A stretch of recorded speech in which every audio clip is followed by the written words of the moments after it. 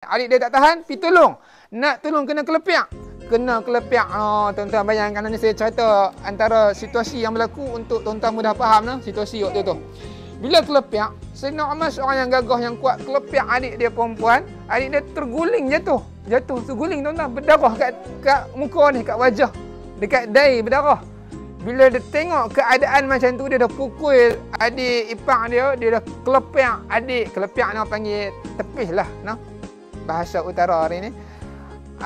Adik dia Fatimah, maka dia tengok berdarah wajah adik dia pun rasa kesian. Ni ahli keluarga aku ni. Dia rasa kesian. Waktu tu dia mula untuk berlembut. Dia kata, boleh tak hampa bagi dekat aku apa yang hampa baca tadi? Aku nak dengar. Aku nak baca. Tuan-tuan, agak-agak lah Fatimah bagi tak?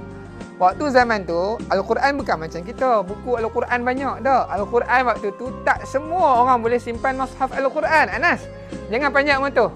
No. Sini. Jangan panjang mata. Baik. No. Ayah cakap no. Nanti ayah tik. Sini. Nanti jatuh motor tu, kena Anas. Tak nak. Sini. Dengar sirah. Nanti ayah nak tanya soalan. Sayyidina Umar. Mari sini. Maka Sayyidatina Fatimah pun kata, aku tak boleh bagi dekat hang. Aku risau hang koyak mushaf Al-Quran ni. Jadi Sayyidina Umar kata, aku janji aku tak koyak. Aku nak baca saja. Sayyidatina Fatimah pun kata, mushaf Al-Quran ni bersih. Hang tu najis. Jadi kalau hang nak baca, betul-betul nak baca, janji tak koyak kan? Pergi mandi dulu. Mandi dulu, bersihkan. Maka Sayyidina Umar pun tak fikir panjang, dia pun nak baca, dia pun ikut arahan. Dia pergi mandi, bersihkan diri dia kembali. Sayyidatina Fatimah bagi lembaran tu, dia pun baca surah Taha, tuan-tuan. Bismillahirrahmanirrahim. Taha, ma anzalna 'alaikal Qur'ana litashqa illa tadhkiratan liman yakhsha tanzilan mimman khalaqal arda was samawati al-'ula ar-rahmanu 'alal 'arsy istawa. Dengar sampai situ tuan-tuan. Sayyidina Umar rasa, ya Allah, ayat yang tersusun, sastra yang tersusun, orang Arab pandai syair, tapi ini lebih baik daripada syair. Kan kita dah pernah dengar Al-Quran ni mukjizat yang boleh menembusi hati-hati yang bersih. Sayyidina Umar kata, ma ajmalal kalamu ahlaha, alangkah indahnya ayat-ayat ini. Jadi Sayyidina Umar waktu tu Allah mula mencampakkan hidayah pada diri Sayyidina Umar. Sayyidina Umar menangis waktu dia baca surah Taha tu, hidayah mula masuk, tuan-tuan. Bila Sayyidina Umar sebut dengan ucapan ma ajmalal kalamu ahlaha, betapa indahnya susunan ayat-ayat ini, Sayyidina Kabab yang sembunyi di kelong tadi keluar. Dia dah berani dah, dia keluar lah. Bila dia dengar kata-kata Sayyidina Umar macam tu, dia tahu kata Sayyidina Umar dapat hidayah, dia pun keluar. Dia kata, wahai Umar, sesungguhnya aku telah mendengar Rasulullah SAW berdoa, Allahumma ayyidil Islam bi Abil Hakam ibn Hisham atau bi Umar ibn al-Khattab.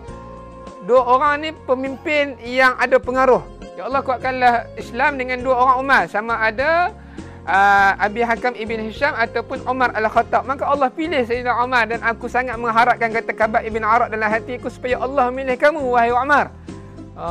Hasbunallahu wa ni'mal wakil. Doa Nabi mustajab. Allah pilih Sayyidina Umar. Maka Sayyidina Umar pun tanya, di mana Rasulullah? Tanya Umar, fi baitil Arkam ibn Arkam. Kabab ibn Arak beritahu, di rumah Arkam ibn Abi Arkam. Waktu tu sahabat-sahabat duduk dengan Nabi. Sayyidina Hamzah pun ada. Ketukkan pintu Sayyidina Umar, orang tahu kata tu Umar. Orang menengendak kot jendela, kot tingkap, Umar. Semua resah gelisah, tuan-tuan. Orang tak tahu lagi yang Sayyidina Umar mula dapat hidayah, nak masuk Islam, orang tak tahu lagi.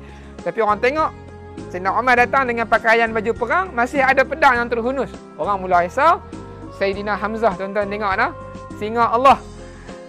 Tak ada orang yang hebat macam Sayyidina Umar dan Sayyidina Hamzah. Dua-dua ni hebat. Tak ada orang berani dengan Sayyidina Umar melainkan Sayyidina Hamzah. Tu dia.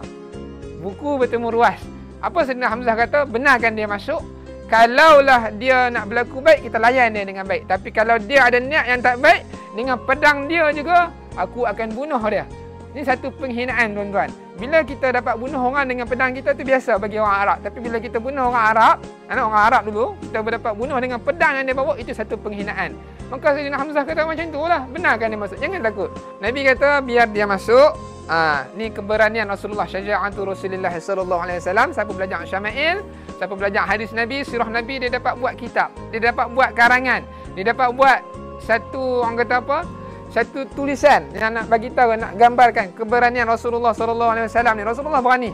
Rasulullah bukannya penakut yang kita dengar sebelum ni Nabi tak belah tu bukan penakut. Ada sebab apa Nabi tak belah. Nabi berani. Nabi bertubuh sasa, Nabi hebat, Nabi kuat.